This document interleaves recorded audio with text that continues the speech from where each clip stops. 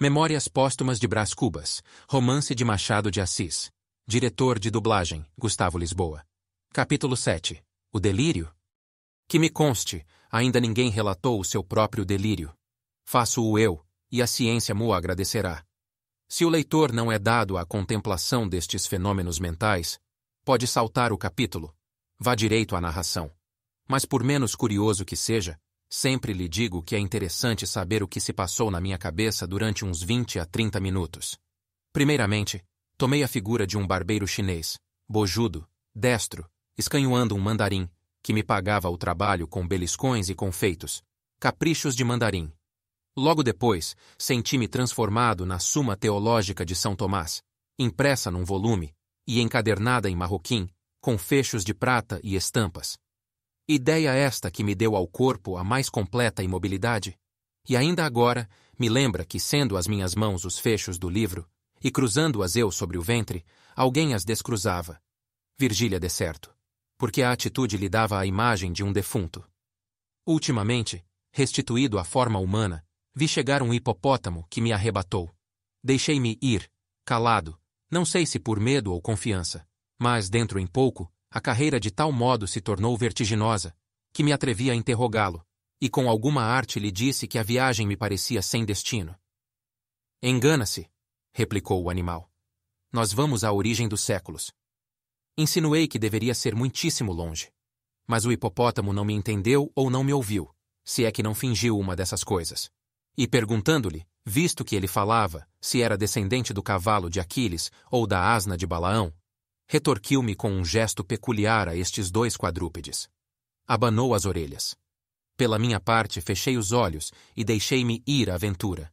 Já agora não se me dá de confessar que sentia umas tais ou quais cócegas de curiosidade, por saber onde ficava a origem dos séculos, se era tão misteriosa como a origem do Nilo, e sobretudo se valia alguma coisa mais ou menos do que a consumação dos mesmos séculos. Reflexões de cérebro enfermo. Como ia de olhos fechados, não via o caminho. Lembra-me só que a sensação de frio aumentava com a jornada, e que chegou uma ocasião em que me pareceu entrar na região dos gelos eternos. Com efeito, abri os olhos e vi que o meu animal galopava numa planície branca de neve, com uma ou outra montanha de neve, vegetação de neve, e vários animais grandes e de neve. Tudo neve. Chegava a gelar-nos um sol de neve. Tentei falar, mas apenas pude grunhir esta pergunta ansiosa. Onde estamos? Já passamos o Éden. Bem, paremos na tenda de Abraão. Mas se nós caminhamos para trás, redarguiu motejando a minha cavalgadura. Fiquei vexado e aturdido. A jornada entrou a parecer-me enfadonha e extravagante, o frio incômodo, a condução violenta e o resultado impalpável. E depois, cogitações de enfermo. Dado que chegássemos ao fim indicado, não era impossível que os séculos, irritados com lhes devassarem a origem, me esmagassem entre as unhas que deviam ser tão seculares como eles. Enquanto assim pensava, íamos devorando o caminho, e a planície voava debaixo dos nossos pés, até que o animal estacou, e pude olhar mais tranquilamente em torno de mim. Olhar somente. Nada vi, além da imensa brancura da neve, que desta vez invadira o próprio céu, até ali azul. Talvez, a espaços, me aparecia uma ou outra planta, enorme, brutesca, meneando ao vento as suas largas folhas. O silêncio daquela região era igual ao do sepulcro. Dissera-se que a vida das coisas ficara estúpida diante do homem. Caiu do ar? Destacou-se da terra? Não sei. Sei que um vulto imenso, uma figura de mulher me apareceu então, fitando-me uns olhos rutilantes como o sol. Tudo nessa figura tinha a vastidão das formas selváticas, e tudo escapava à compreensão do olhar humano, porque os contornos perdiam-se no ambiente, e o que parecia espesso era muita vez diáfano. Estupefato, não disse nada.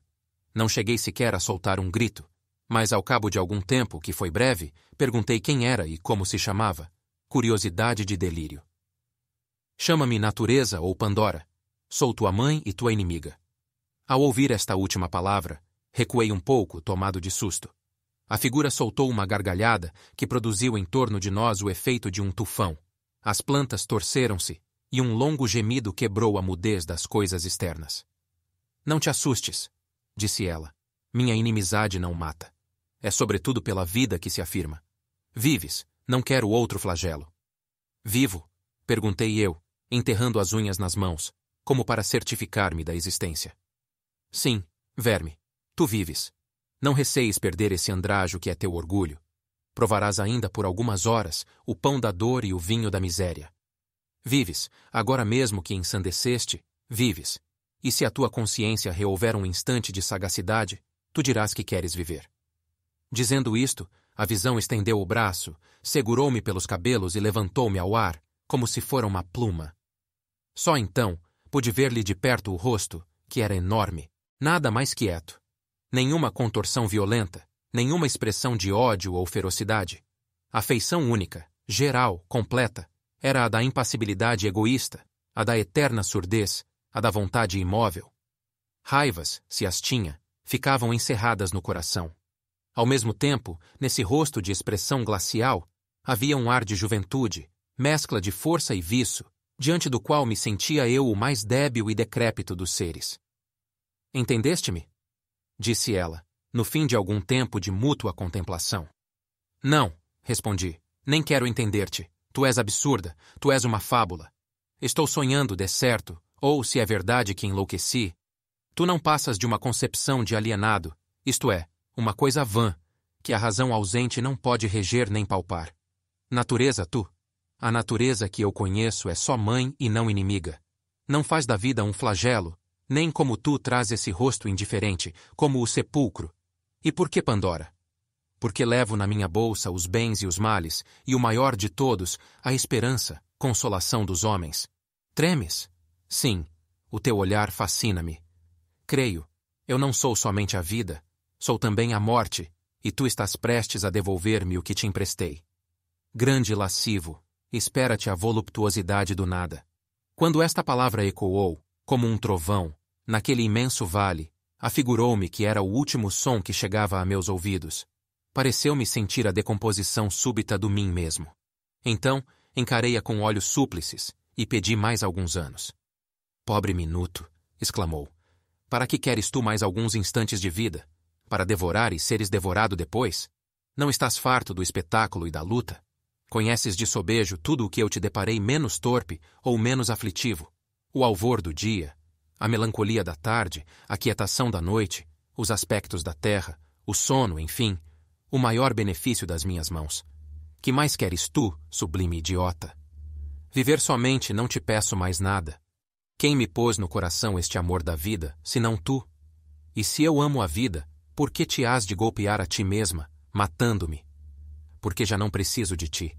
Não importa ao tempo o minuto que passa, mas o minuto que vem. O minuto que vem é forte, jucundo, supõe trazer em si a eternidade e traz a morte, e perece como o outro, mas o tempo subsiste. Egoísmo, dizes tu? Sim, egoísmo. Não tenho outra lei. Egoísmo, conservação. A onça mata o novilho porque o raciocínio da onça é que ela deve viver, e se o novilho é tenro, tanto melhor. Eis o estatuto universal. Sobe e olha. Isto dizendo, arrebatou-me ao alto de uma montanha. Inclinei os olhos a uma das vertentes e contemplei, durante um tempo largo, ao longe, através de um nevoeiro, uma coisa única.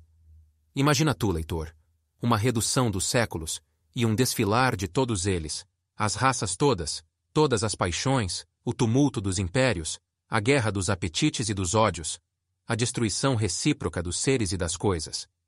Tal era o espetáculo, acerbo e curioso espetáculo.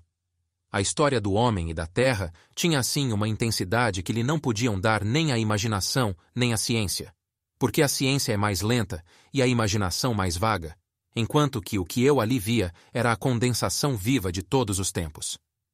Para descrevê-la seria preciso fixar o relâmpago. Os séculos desfilavam num turbilhão, e não obstante, porque os olhos do delírio são outros, eu via tudo o que passava diante de mim. Flagelos e delícias. Desde essa coisa que se chama glória, até essa outra que se chama miséria. E via o amor multiplicando a miséria. E via a miséria agravando a debilidade. Aí vinham a cobiça que devora, a cólera que inflama, a inveja que baba, e a enxada e a pena, úmidas de suor, e a ambição, a fome, a vaidade, a melancolia, a riqueza, o amor. E todos agitavam o homem, como um chocalho, até destruí-lo, como um farrapo. Eram as formas várias de um mal, que ora mordia a víscera, ora mordia o pensamento, e passeava eternamente as suas vestes de arlequim em derredor da espécie humana.